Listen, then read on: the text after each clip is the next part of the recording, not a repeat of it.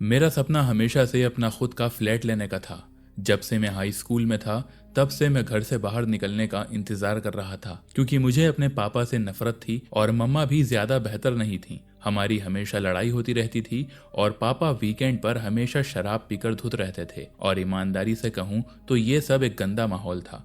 जैसे जैसे मैं बड़ा हुआ और लड़कियां मेरी जिंदगी में आने लगीं, ये और भी बड़ी समस्या बन गई, क्योंकि उस घर में मैं किसी लड़की को लाने का सोच भी नहीं सकता था। इसीलिए इन सब वजहों से मैंने पहला मौका मिलते ही 19 साल की उम्र में कॉलेज के दौरान घर छोड़ दिया।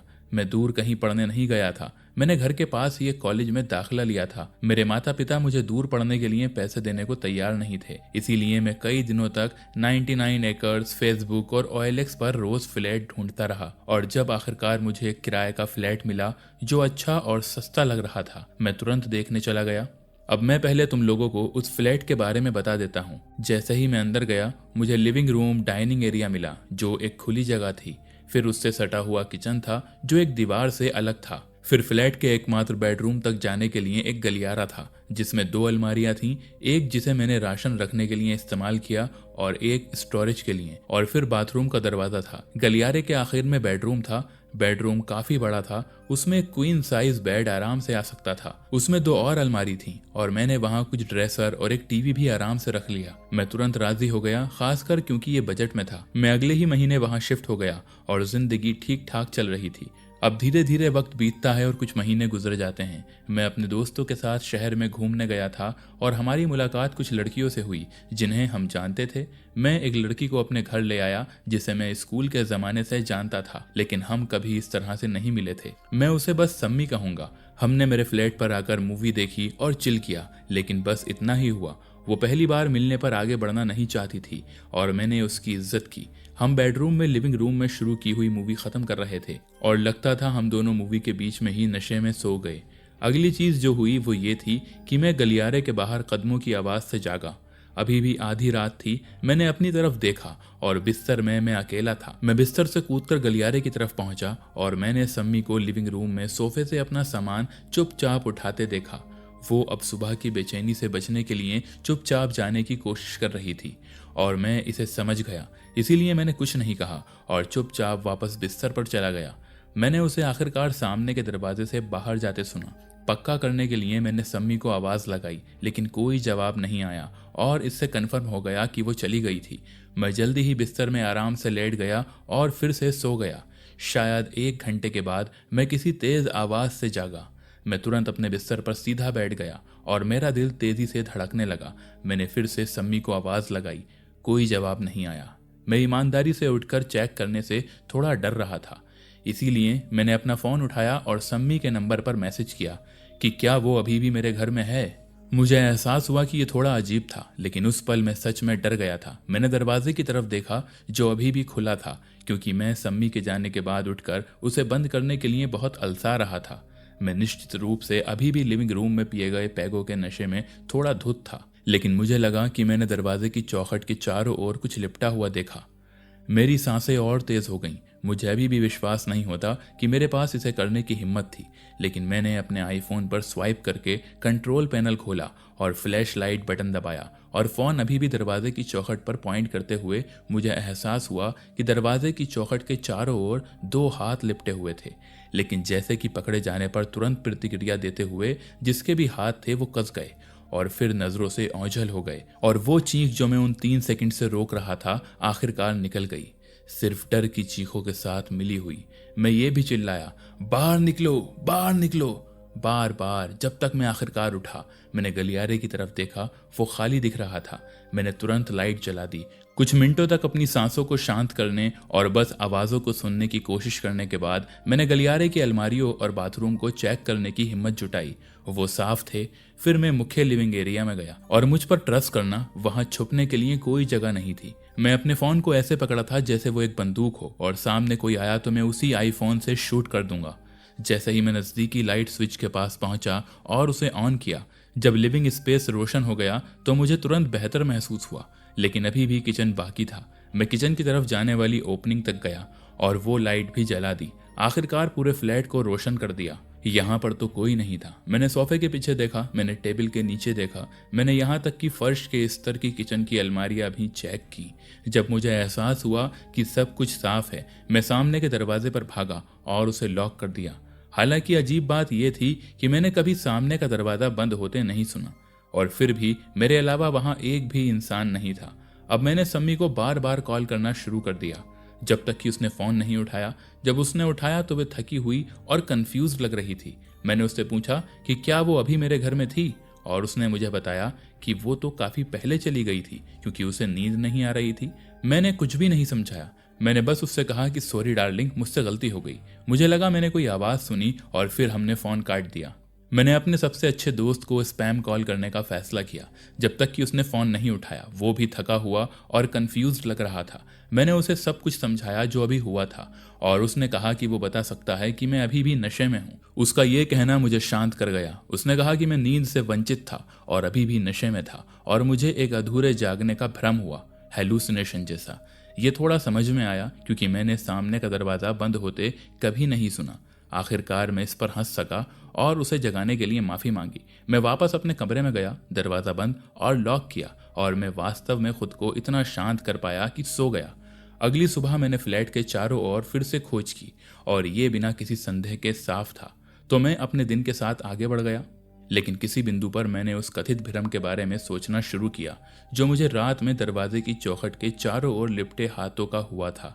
मैं अपने कमरे में गया और दरवाजे की चौखट की जांच की, और मुझे लगता है कि एक पल के लिए मेरा दिल रुक गया जब मैंने ठीक उन स्थानों पर स्पष्ट उंगलियों के निशान देखे जहां मैंने दरवाजे की चौखट में हाथ देखे थे।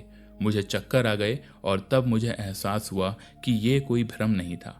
मैंने इसकी फोटो ली, जो मेरे पास अभी भी सालों बाद मेरे आई क्लाउड में है।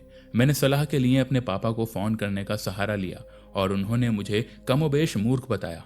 उन्होंने कहा कि तुमने दरवाजे को लॉक क्यों नहीं किया, लेकिन जब तक कुछ भी चोरी नहीं हुआ है और अब वहां कोई नहीं है, इसे एक मूल्यवान सबक के रूप में लें।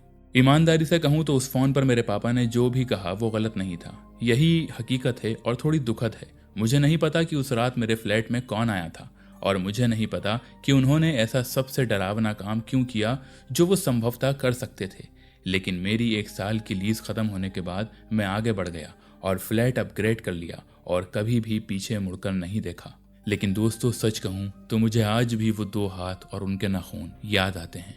मेरे माता पिता का घर कभी भी माता पिता के घर जैसा महसूस नहीं हुआ, कम से कम सामान्य तरीके से नहीं। मेरे पापा लगातार काम के लिए यात्रा करते रहते थे, और मेरी मम्मी हमेशा दोस्तों के साथ बाहर रहती थी, या मेरी मौसी के घर रुकती थी, या कुछ और करती थी जहां वो देर से घर आती या बिल्कुल नहीं आती। मुझे पता है कि ये थोड़ा गड़बड़ लगता है, लेकिन यही सच्चाई थी। ऐसा नहीं था कि उन्होंने मुझे छोड़ दिया था या कुछ और। ये ऐसा था कि वो हमेशा व्यस्त थे और हमेशा कहीं और थे। तो जब से मैं लगभग 16 साल का था और उसके बाद मैं मूल रूप से अकेला रहता था। मैं ज्यादातर रातें अकेले खाना खाता था, मैं अकेले टीवी देखता था, मैं कभी कभी पूरे वीकेंड के लिए घर में अकेला इंसान होता था।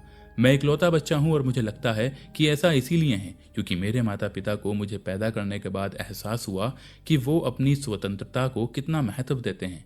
तो उस मामले में मैं पीड़ित हुआ, जो कुछ ऐसा है मैं अब एक वयस्क रूप में अधिक महसूस करता हूँ। जब मैं छोटा था तो मुझे ये पसंद था, क्योंकि ऐसा लगता था कि इतनी बड़ी जगह खुद के पास होना आज़ादी है। मैं जो चाहता था वो कर सकता था, बिना मेरे माँ और पिता के मेरी गर्दन पर सांस लिए, और मुझे इसे भाई बहनों के साथ बांटना नहीं पड़ता था। मैं अपने दोस्तों को घर ला सकता था और देर रात तक गेम खेल सकता था। मैं लड़कियों से फ़ोन पर बात कर सकता था बिना शर्मिंदा हुए। ये बिना भुगतान किए अपना खुद का घर होने जैसा महसूस होता था। और यहाँ तक कि जब मैं 19 साल का हो गया और पास के कॉलेज में जाने लगा तो कुछ भी नहीं बदला। अगर कुछ भी हो तो ये और भी ऐसा ही हो गया। मेरी मम्मी और पापा अधिक बाहर या दूर थे, और मैं मूल रूप से बस घर पर था। मैं उस घर की हर आवाज़ भी जानता था। ये हिस्सा मायने रखता है, क्योंकि ये उन घरों में से एक नहीं था जहाँ हर चरमराहट आपको डरा देती है। ये एक पुराना लेकिन बड़ा घर था, और इसकी अपनी सामान्य आवाज़ें थीं। मैं हमेशा कहता था कि इस जगह का अपना एक किरदार है। तो ये एक ऐसी रात को हुआ जब मुझे पता था कि मैं निश्चित रूप से अकेला रहूंगा। मेरे पापा काम के लिए शहर से बाहर थे, और मेरी मम्मी पूरे हफ्ते बात कर रही थी कि कैसे वो मेरी मौसी के घर रुक रही थी, क्योंकि उनका अगले दिन कोई बड़ा पारिवारिक कार्यक्रम था और वो देर से वापस ड्राइव नहीं करना चाहती थी। मुझे याद है कि उन्होंने मुझसे कहा था कि आज रात बस तुम हो, और ईमानदारी से मुझे परवाह भी नहीं थी। ये सामान्य था। मैंने बहुत सी रातें तन्हा गुजारी थी। मैंने उन्हें बताया कि उन्हें मुझे ये बताने की जरूरत नहीं थी। मैंने खाना बनाया, मैंने टीवी देखा, मैंने सामान्य काम किए। लगभग 11 बजे मैं ऊपर अपने कमरे में गया और बिस्तर पर यूट्यूब वीडियो देखना शुरू किया, कुछ ऐसा जो मैं कुछ रातों में घंटों तक करता हूँ। मेरा कमरा ऊपर गलियारे के अंत में था।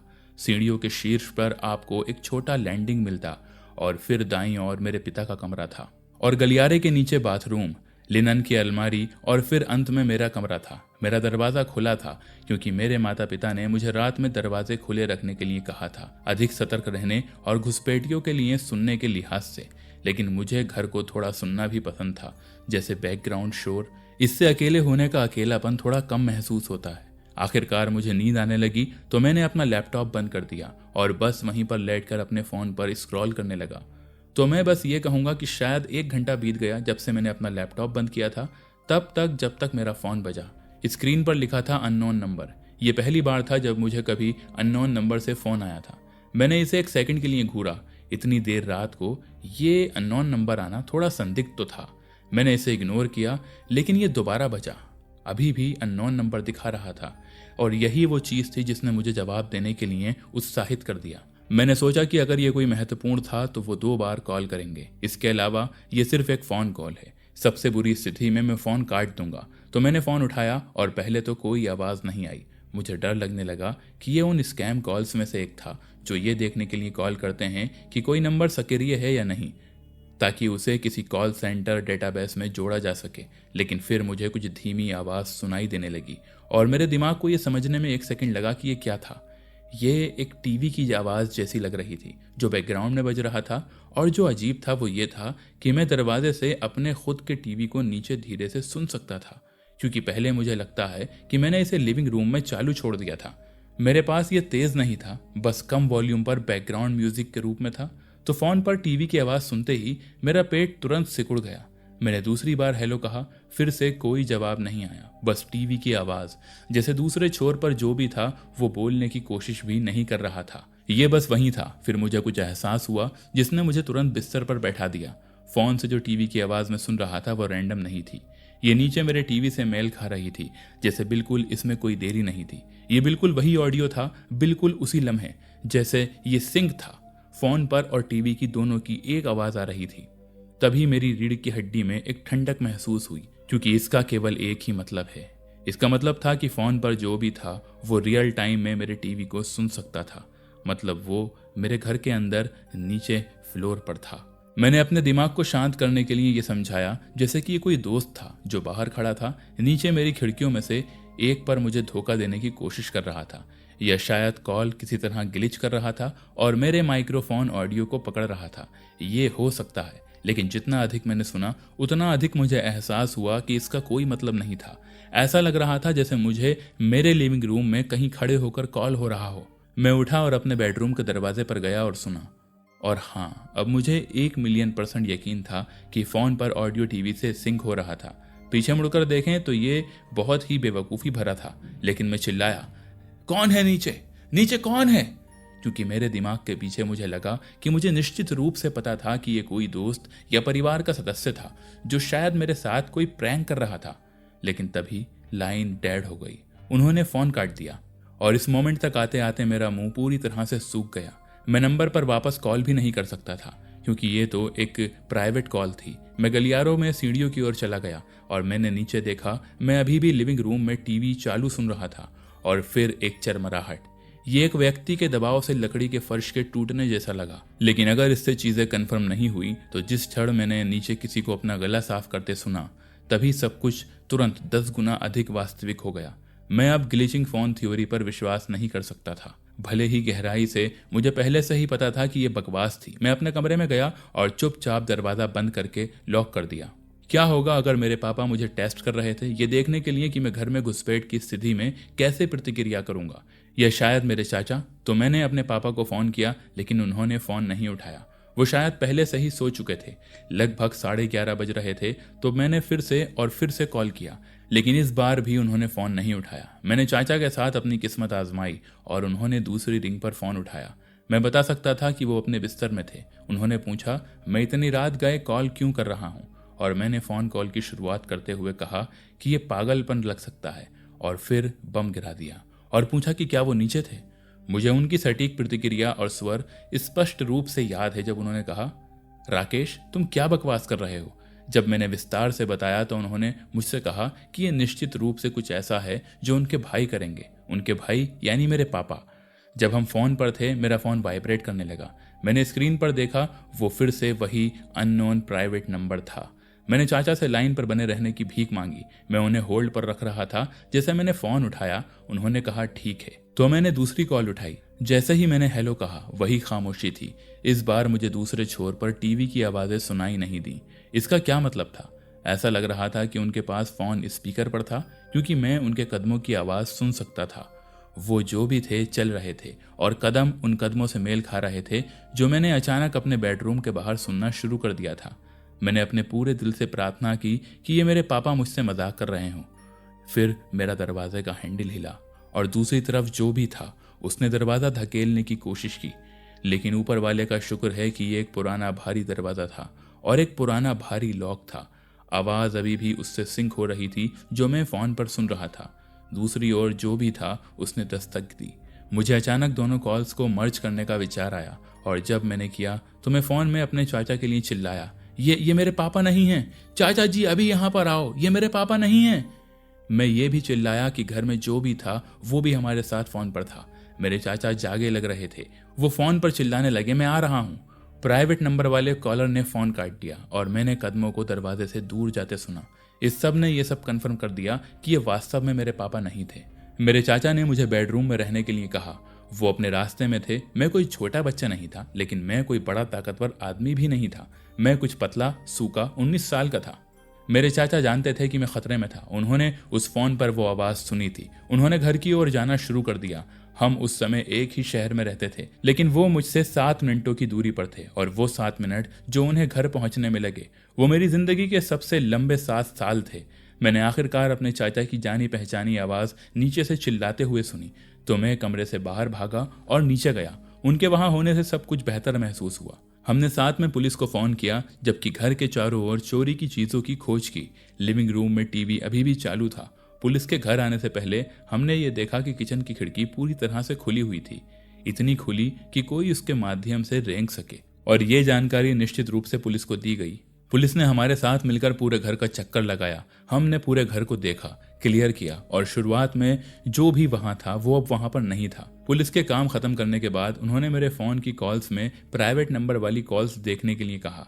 मैंने उन्हें दिखाया और अधिकारियों में से एक ने हमें बताया कि भले ही इसमें प्राइवेट नंबर लिखा हो, कभी कभी वो अभी भी रिकॉर्ड का अनुरोध कर सकते हैं और इसे ट्रेस कर सकते हैं कि ये कहां से आया। उन्होंने कहा कि जिसमें कुछ दिन लग सकते हैं, लेकिन वो लोग हमें वापस संपर्क करेंगे। मेरे चाचा उस रात रुके, जिससे मुझे सुरक्षित महसूस हुआ। हमने हर लाइट को छोटे बच्चों की तरह चालू रखा। कुछ दिनों बाद अधिकारियों में से एक ने मुझे वापस फोन किया, और आश्चर्यजनक रूप से नंबर किसी ऐसे व्यक्ति को ट्रेस किया गया जिसे मैं वास्तव में जानता था। ये हाई स्कूल का एक पुराना मेरा परिचित, कोई दोस्त या दुश्मन नहीं, लेकिन कोई ऐसा व्यक्ति जिसके पास मेरा नंबर और पता वगैरह था। मैंने उसे सालों में नहीं देखा था। पुलिस ने पूछा कि क्या मैं उनके साथ जाना चाहता हूँ। जब वे उससे पूछताछ करें तो मेरे चाचा और मैं गए, क्योंकि वो मूल रूप से मेरे साथ घटना स्थल पर थे। जब लड़के के पापा ने दरवाजा खोला और पुलिस को देखा तो उन्होंने तुरंत बिना सवाल किए अपने बेटे को नीचे बुलाया, और मैं उसके चेहरे पर देख सकता था कि वो घबराया हुआ था।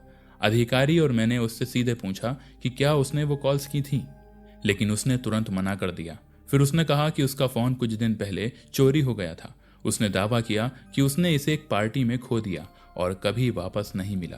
पुलिस ने पूछा कि उसने इसे चोरी की रिपोर्ट क्यों नहीं की। उसने बस इसे टाल दिया और कहा कि वो वैसे भी एक नया लेने ही वाला था। पुलिस ने उससे कहा कि वो जरूरत पड़ने पर फॉलो अप करेंगे, और मूल रूप से बस इतना ही था। उसके पापा पूरे समय वहां खड़े देख रहे थे, लेकिन उन्होंने अजीब तरह से कुछ नहीं कहा, कुछ भी नहीं।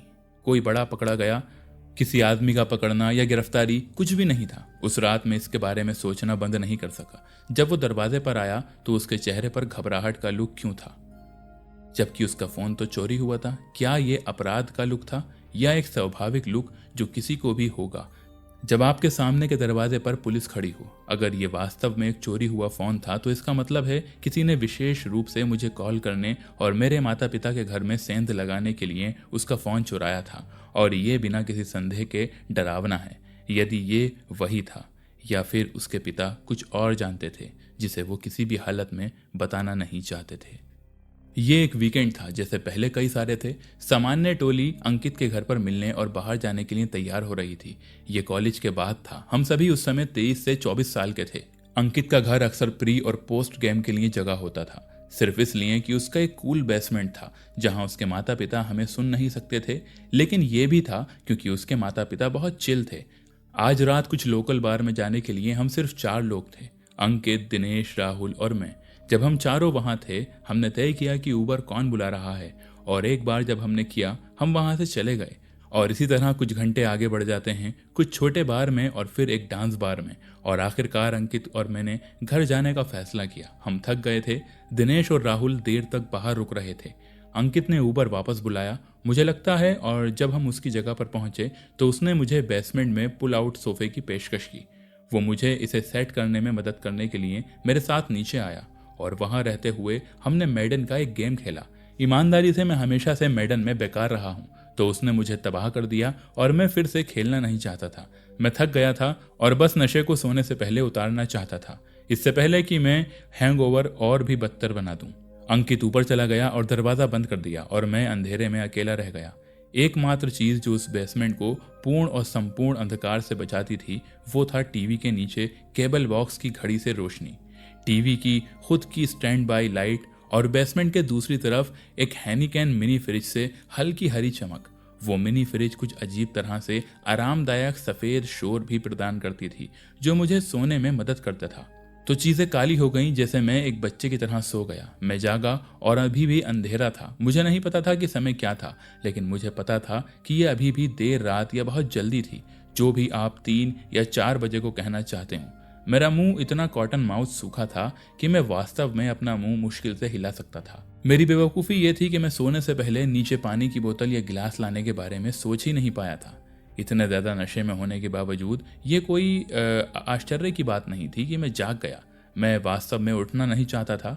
ये एक बहुत ही परिचित और संबंधित कॉन्फ्लिक्टिंग फीलिंग कह सकते हैं, जो किसी को भी महसूस हुई है जो हैंगओवर और प्यासा होकर जागा हो। मैंने पहले इसे इग्नोर करने की कोशिश की। मैं फ्रिज को देखने के लिए पलट गया कि क्या वहां कुछ है, लेकिन यहाँ पर सिर्फ ड्रिंक्स थीं, और फिर किसी भी कारण से मेरी आंखें कमरे के दूसरे कोने की ओर चली गईं। मुझे लगा कि पहले तो मेरी आंखें मुझसे चाल खेल रही थीं, लेकिन मैं कसम खा सकता था कि मैं कमरे के कोने में एक काले से मांस को देख रहा था। एक काला मांस जिसे मैंने पहले कभी भी वहां देखा ही नहीं था। मैंने अपनी आंखों को अंधेरे में बेहतर ढंग से एडजस्ट होने का इंतजार करने की कोशिश की, उम्मीद करते हुए कि काला मांस कोट रैक पर कोई कोट या कुछ और होगा। लेकिन जितना अधिक मैंने घूरा उतना अधिक मुझे एहसास हुआ कि ये चल रहा था। ये एक इंसान था। चिल्लाने के लिए मुझे संयम रखना पड़ा। वो पागल था। मुझे नहीं लगता था कि यह अंकित था। बस मांस की ऊंचाई के आधार पर घबराए बिना मुझे ये पता लगाना था कि वहां से कैसे निकलना है। कुछ तनावपूर्ण मिनटों के बाद मैं बैठ गया और अजीब सी जंबाई ली, जैसे मैं स्ट्रेच कर रहा था, ये दिखावा करते हुए कि मैंने कोने में उस व्यक्ति को नोटिस ही नहीं किया।